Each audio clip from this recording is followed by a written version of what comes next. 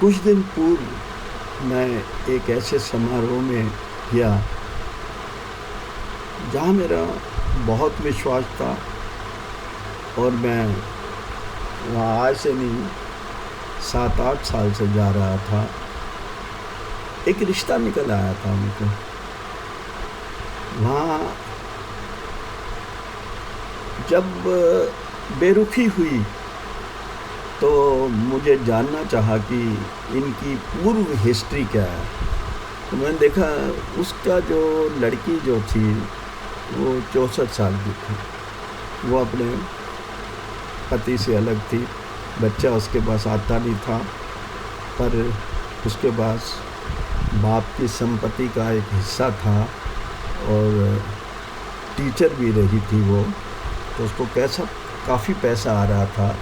पर बात यह थी कि वो उस पैसे का सदुपयोग नहीं कर रही थी।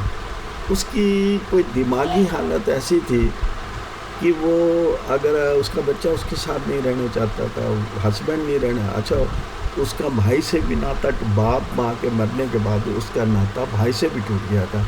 एक भाई तो अपंग था, वो उस भाई के पास गया तो वो भी 1-2 साल के बाद मर गया, क्योंकि फैमिली की आपस में कोई परंपराएं ठीक नहीं थी। बस ये जो लड़की थी ये काफ़ी, माना कि वो बहुत बड़ा अफसर था, पर फिर भी उसकी क्यों ये परंपरा टूटी उसकी भी मैंने जानकारी ली।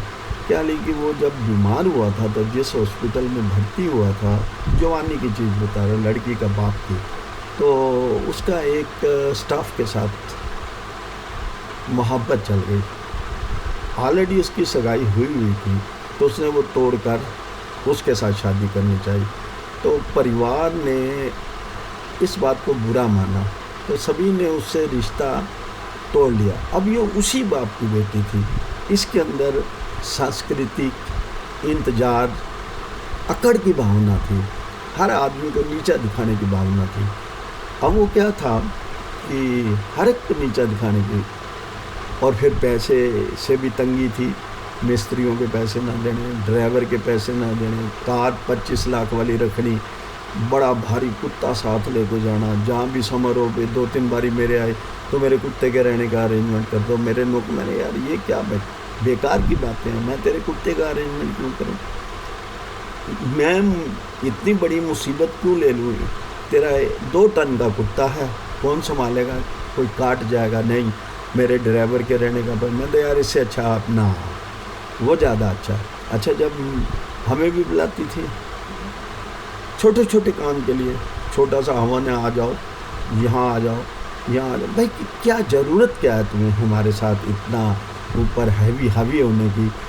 तुम मेरे से कम 15-20 साल छोटी हो, फिर भी तुम इस किस्म के नहीं। आज तुम्हें माँ की डेथ हुई 1 बजे में, अंकल आप 4 बजे तक पहुंच जाओ, मेरी इज्जत का सवाल है कि मेरे साथ कोई नहीं है। चलो कोई बात नहीं, पहुंच गए। कमाल है यार ये सारी चीज़ें। पर एक दिन तो हद ही होगी। उससे पिछले 20 दिनों से इस बारी की परंपरा की कि मेरा जन्मदिन है, वो जन्मदिन पे आप आ जाओ, सारा दिन मेरे घर पे रहना, मैं आपके रहने का अरेंजमेंट, और मैं दुल्हन बनने चली जाऊंगी। मैंने कहा ये शब्द क्या है, तू 64 साल की औरत होगी, तू एक पार्टी दे रही है, उसमें दुल्हन बनने का क्या मतलब है। एक सजीदा शब्द इस्तेमाल करो एक 76 साल के आदमी के सामने कि मैं थोड़ा ब्यूटिशियन के पास चल जाऊँ, ये तो जजता, ये क्या हो दुल्हन बनने, ऐसा नहीं जजता। खैर हमने कहा माना यार कोई बात नहीं, लड़की है, थोड़ा सहारा मांगते तो सहारा दे दो। मैं 6 बजे के करीब उसके वहाँ पहुँच गया। 7 बजे बेतहाशा दारू शुरू हो गई। यार लड़की है तो लड़की का एक समारोह कर रही है, तो खान पीन रख इस तरीके से। ये मेरे स्टूडेंट हैं, उनके साथ बेहूता डांस, बेहूता वो करने शुरू कर दिए। वो शराब की बोतलें, एक छोटा सा बच्चा, वो दूसरी कास्ट का था, मैं कहना नहीं चाहता कौन सी कास्ट का था, वो बच्चा मेरे देखते देखते मतलब कि 1 घंटे के अंदर 6 पैक पी गया, जबकि उसकी उम्र 13-14 साल हो गई। बड़ा अजीब सा लगा यार, ये क्या है, ये फंक्शन है, ये समारोह है, उसके कार्ड में ये मस्ती है, ये कैसी मस्ती है। सिविलाइज तरीके से पीनी है तो पी लो, मैं तो पीता नहीं, मेरे को 15 साल हो गए मैंने कहा छोड़े हुए, नहीं मैं नहीं छूँगा। कोई वाइफ के पास आ गई, आप लोग ही, अरे हमने कहा यार हम सभ्य परिवार है, हम ऐसा नहीं करते। अगर हमारे परिवार में कोई लेते भी हैं अगर बड़े बड़े तो बड़े सभ्य तरीके से लेते हैं, इस तरीके का व्यवहार नहीं होता। नहीं, वो व्यवहार में संपन्न होती चली गई, आगे उठती गई, कहीं डांस कर रही है, कहीं दारू पी रही है, कहीं उसके छोटे छोटे बच्चे दारू पी रही है, कहीं उस धर्म के लोगों को बुलाया, कहीं उधर के गाने चल रहे हैं, म्यूज़िक चल, एक छोटे से हॉल में जिसके अंदर मुश्किल से 30-40 आदमी आते हैं उसमें 100 आदमी घुसेड़ दिए।